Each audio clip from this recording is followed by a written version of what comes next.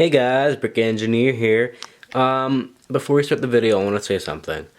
I know that I have not been uploading, and there's good reason for that. First off, I've been busy with school. I've had tons of tests that I've needed to study for, and I've had work to do. And number two, we're doing a little remodeling in my room. So, you know how I have all these things, I have all separated pieces. Well, I had three, and one of them's gone. We sold it, and we're gonna sell the other two because what we are doing is we are replacing those with these. These are clear, so I can see what color's what. Minifig stuff is gonna be in these bins, and we're going to be putting the bins in IKEA cabinets like this, and we're gonna be hanging these up in my room so my room doesn't feel claustrophobic. And these are super cool. All you do is just push it and it opens up, and you can open it up. We have books in these ones, but we're going to be putting shelves and stuff like this in my room. So all this stuff is eventually going to go on shelves. So we're going to put one here, here, here, here, here, and a bunch of them over here. And then we're going to put some, my dresser is going to go here, so I'm going to move that over here after I'm done making this video, or recording it. And then the table we're gonna put back in the shed because we have a new table that we're gonna build. So it's gonna attach to the wall, and it's a folding table, so it's gonna fold down and go flush against the wall. And whenever I want to record, I just pull it up, put the stands down, and then it's the table. So we're doing that. We're in the process of that. And if you can't already tell, today we're reviewing the Razor Crest. Let's get into it. Now, before we are going to review the Razor Crest, I am going to open up all the advent calendar days that we've missed. So I believe today is the 16th. Let me check. Computer, what is today's date? Today is Tuesday, December 15th. Ah, 15th. Okay, I was a day off. Good thing I made sure. Alright, ready? So we left off with, I believe, number 4. So we need to get 5, 6, 7, 8, 9, 10, 11, 12, 13, 14, and 15. Let's do it. So, if you guys don't remember, these are the days that we have. So, number 1 was A-Wing. Number 2 was Poe Dameron with the Christmas sweater. Number 3 was Mos Eisley. And then number 4 was Farm Boy Luke. So, for 5 is going to be right here. What is it? Oh, well, I think that's pretty appropriate. The first one that we're opening today is going to be the Razor Crest. It's a mini Razor Crest that they have in the advent calendar this year. I think it's kind of funny as to how we are reviewing the Razor Crest today. So let me build this real quick, and then we can showcase it. Alright, and here we go. Here's the Razor Crest. I think it looks pretty good. I feel like there's just a weird gap here with the studs. I feel like they could have brought, I don't know, like 2 1x2 tiles, just to give it a little more smoothness to it, but I like it. It's cute. Alright, you are going in number 5. On to number 6. Number 6 is right here. It is, it is a Sith TIE Fighter. Alright, so let's build this one and then take a look at it. And there we have it, folks, a little Sith TIE Fighter. Looks kind of weird without the red, because on the bigger set, which I will grab here, actually has red on it. See, it has like 2 layers. This one, it looks okay, alright? However, my only complaint is that they use a gray windshield piece on the mini one, and it's big on the red. I could be wrong. This could not be a Sith TIE Fighter. However, this is the only, the Sith TIE Fighter is the only triangular TIE Fighter, so that's the only one that makes sense. So I don't know why they would have the red be in the back, because there's no actual exhaust in the back of the big one. So I like it. It's cool. So this is going to go number 6. On to number 7. Oh, sweet. Always, alright. Always good to see more Sith Troopers. So the number 7 was the Sith Trooper. I really like them. I like the red on them. I think they look pretty cool. And I don't actually have a lot of them. On to day 8. Day number 8 is right here. And it is... oh, an X-Wing! Nice. I believe that's Luke's X-Wing, so... let me get this one built, and then... I will showcase it. Goodbye, plastic. And there we have the X-Wing. Looks pretty good. Looks pretty nice. Nice red here, and it's in attack mode now, and it can easily just be put into, I don't know, I guess standard mode by closing the wings. So move pretty nice. You can open them up, and it opens up perfectly. That's exactly how I like it. Nitpicking this because the most recent X-Wing that we have, Poe Dameron's X-Wing, the wings open up at a really weird angle. So nice to see that this one works, and I don't think this is going to actually fit back in, so I'm going to have to set this guy out for now. On to numero 9er. He is right here. Ah, Ray. Finally. So it's just standard Ray. I don't know if this is an exclusive figure or not. Hairpiece looks nice. Nice to have a Ray finally. So she's going to go back in number 9. And we're going to move on to numero 10. 10 to 10, 10, 10, 10, 10, 10. Oh, Dio! Yeah, just a regular Dio mold. There's a stud in the back of him so we can put the hat on. And he has a little 2x2 round plate to put on. So, nice. Looks cool. I like it. Number 11. Ah, the Falcon, or the Falcon, as some people I know like to pronounce it. You know who you are. Here it is, the Millennium Falcon. Probably the most complicated build so far, and I don't like it. Looks weird. It looks super flat, which I mean, it's an advent calendar build. Really not much you can do with it, but I feel like they definitely could have done better because this engine piece is just, like, it looks super weird. Because, like, it's just out there. Like, you can... and I dropped it. The engine piece, you can, like, just see the edge of it, and it's, like, not even completely concealed. I mean, it's okay. I just don't like it. I mean, you can't really have an advent calendar without Millennium Falcon, but I like older Millennium Falcons to this one.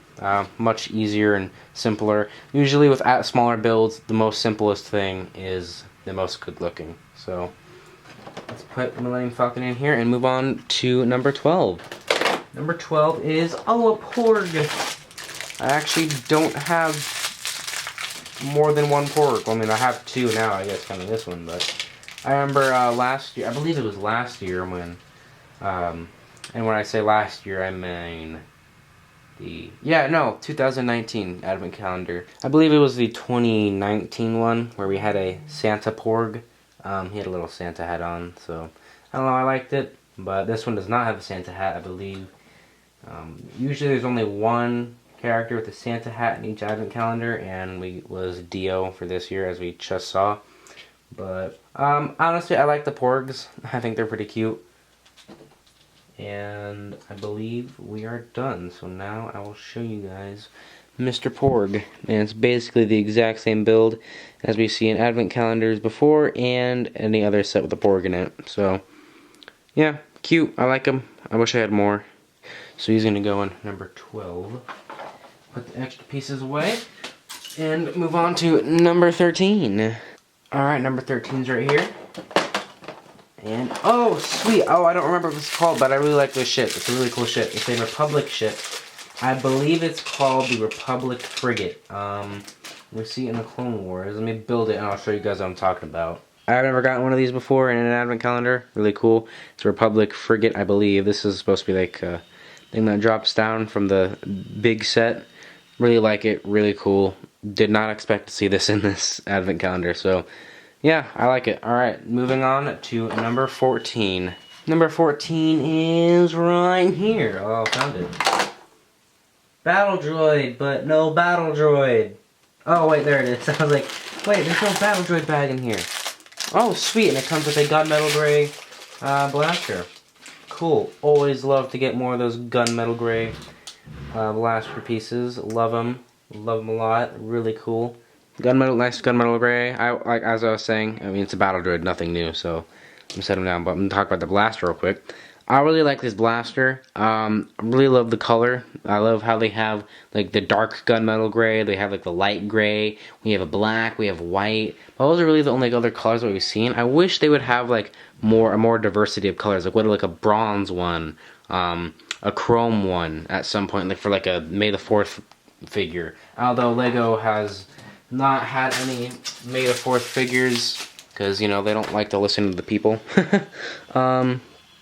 So, moving on to today's, which is number 15. And it is... Oh, nice! It's the Trade Federation command ship that we first see in episode 2. Sorry, episode 1. What am I talking about? And ladies and gentlemen, we are completely caught up with the advent calendar. With today's being the Trade Federation command ship. Really like it. Really cool. I don't think I've ever seen one of these.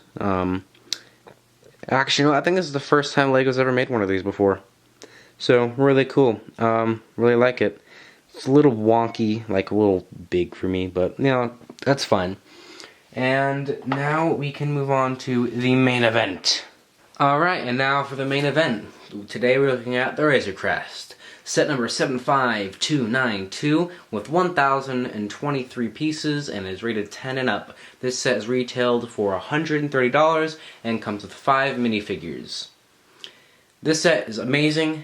It's awesome. It's totally worth the money. I think you should get it. Got this set for my birthday if you didn't see my birthday haul video.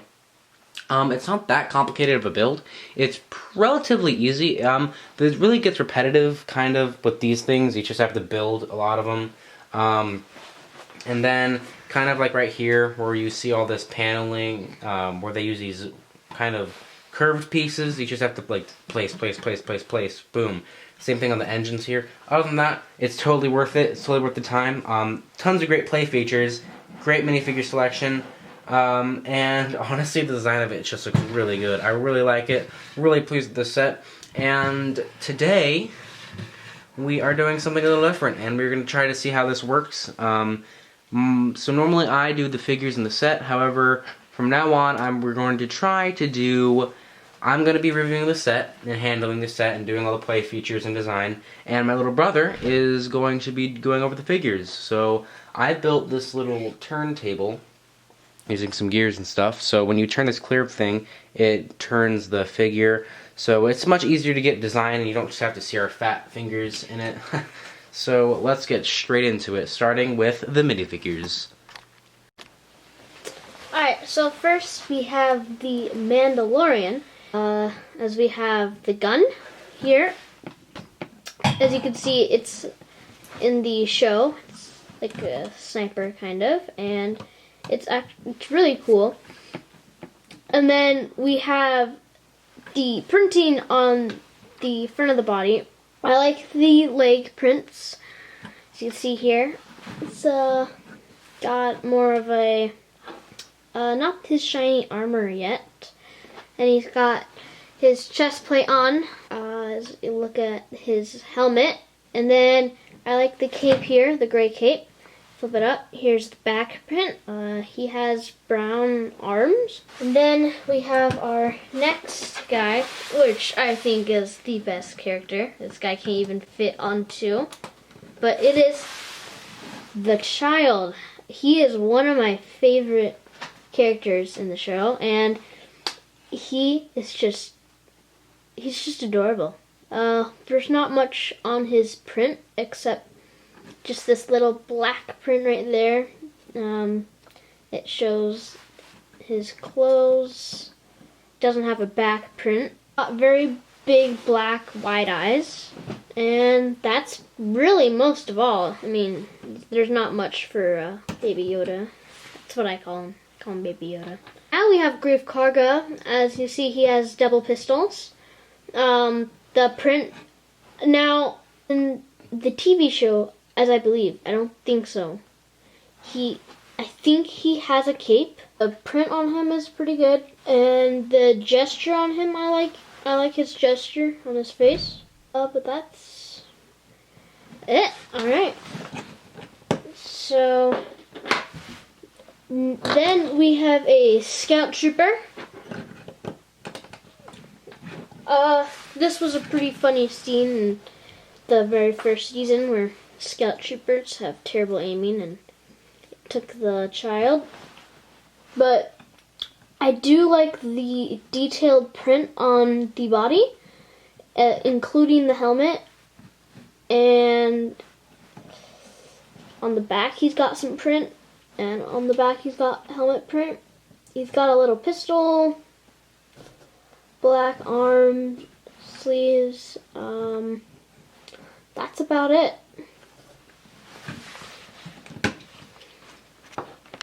We have IG-88, because yeah. So on the first print on his helm, on his head, he has little dots like cameras,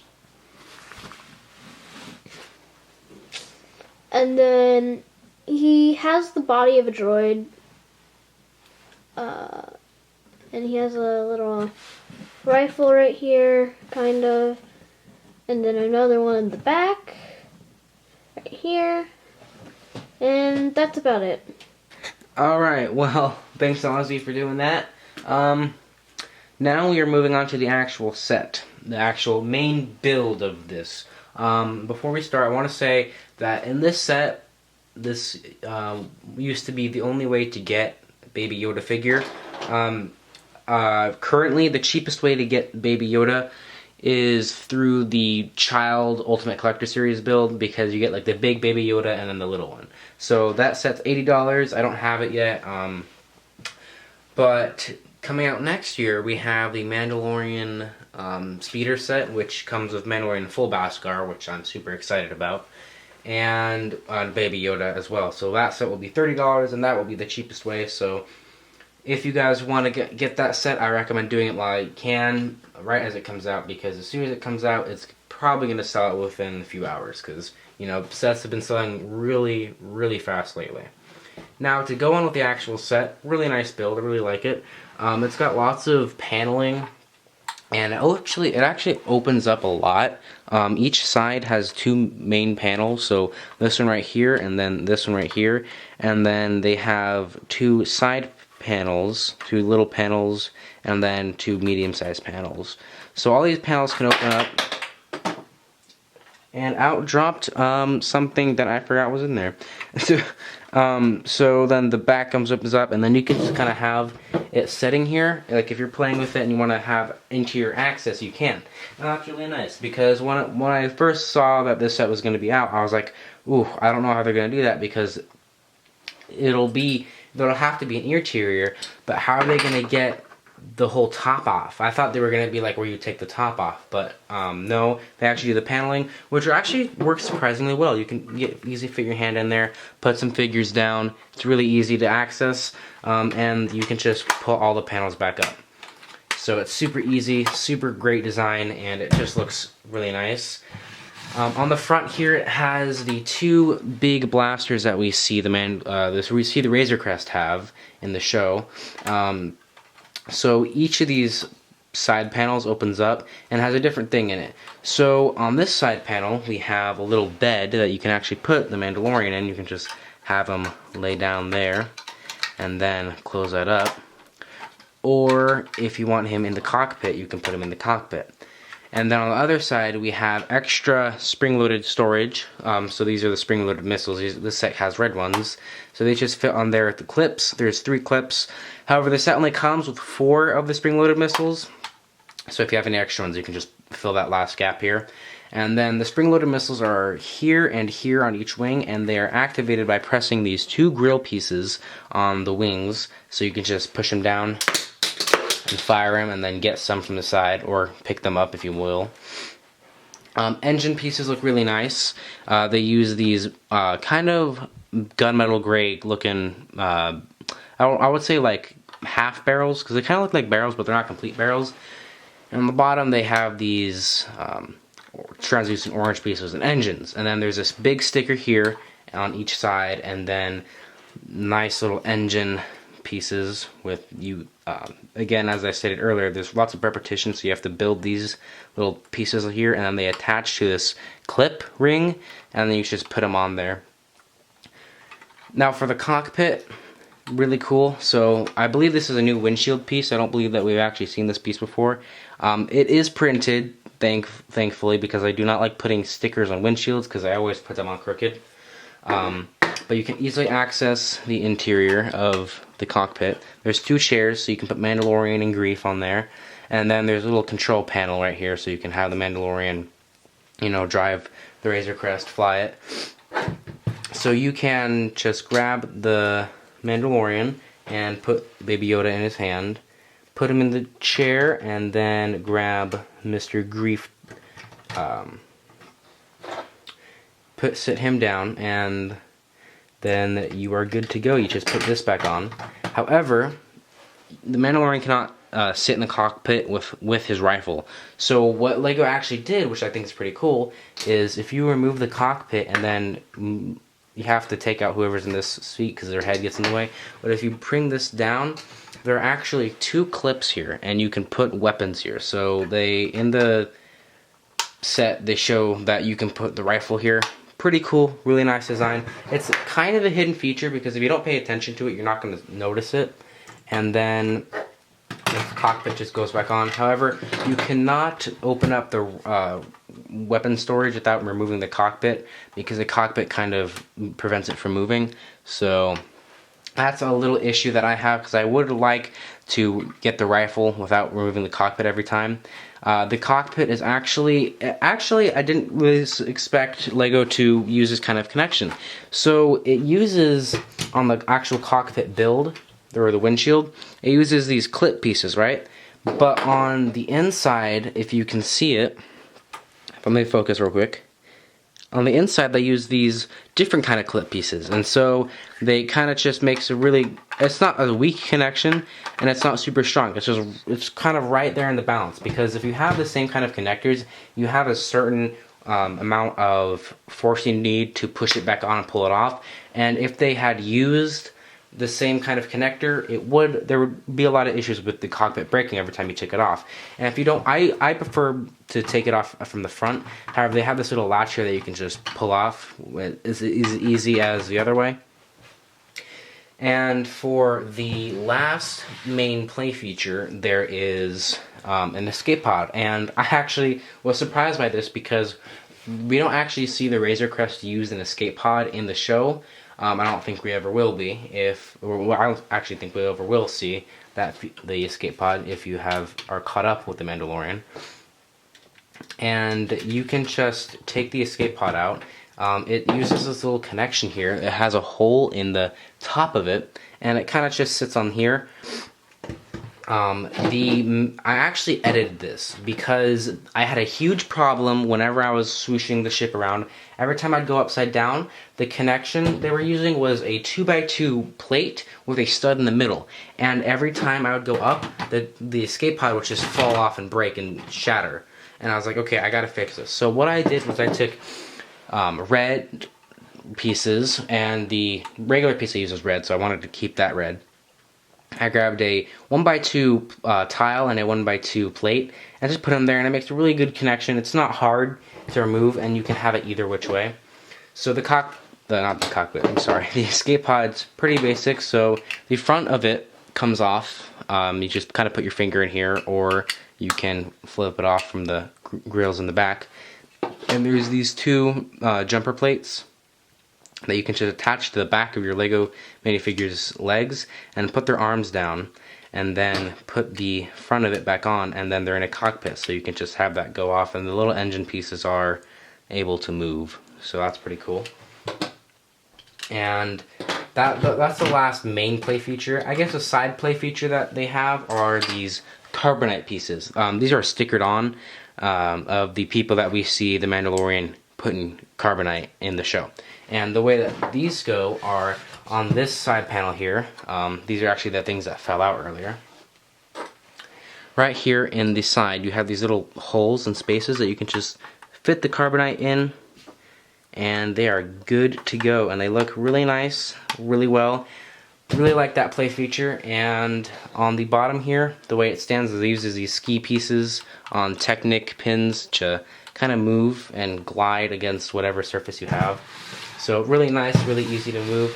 And you can pick this setup really either way. You can have two hands on here and swoosh it, or what I usually do is I grab it by the back here and just lift it by the tail, because that's how good of a frame this is. Like, I can shake it, and I can go like this, and it's not gonna fall off or break.